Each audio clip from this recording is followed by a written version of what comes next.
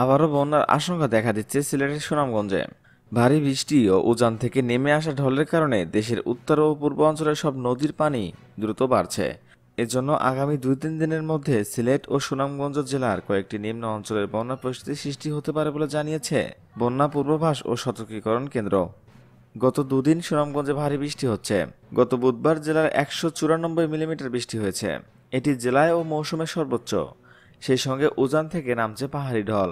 এতে নদী ও হাওরে পানি বাড়ছে। গত বছরও এ সময় একই অবস্থা ছিল আবহাওয়া। ফলে গতবারের মতো এবারও বন্যার আশঙ্কা দিয়েছে স্থানীয়দের মনে। তবে নদী ও হাওরে পানি বাড়লেও বন্যার আশঙ্কা নেই বলে জানিয়েছে পানি উন্নয়ন বোর্ড। প্রতিষ্ঠানের কর্মকর্তারা বলছেন, গত 3 মাসে সুনামগঞ্জে তেমন কোনো বৃষ্টি হয়নি, তাই হাওর ফাঁকা। এখন বৃষ্টি হওয়ায় হাওরে পানি ঢুকছে, নদীতেও পানি বাড়ছে। সুনামগঞ্জে গত বছর এই সময় ভয়াবহ বন্যা দেখা দিয়েছিল।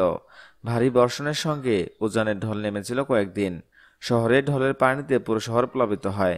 বিদ্যুৎহীন হয়ে পড়ে সুনামগঞ্জ। বন্ধ হয় ইন্টারনেট সেবা। সহকারী হিসেবে এ জেলায় কম বেশি 30 লক্ষ মানুষ ক্ষতিগ্রস্ত হয়, মারা যায় 15 জন। এবার এমনটা হবে না আশা করছেন স্থানীয়রা।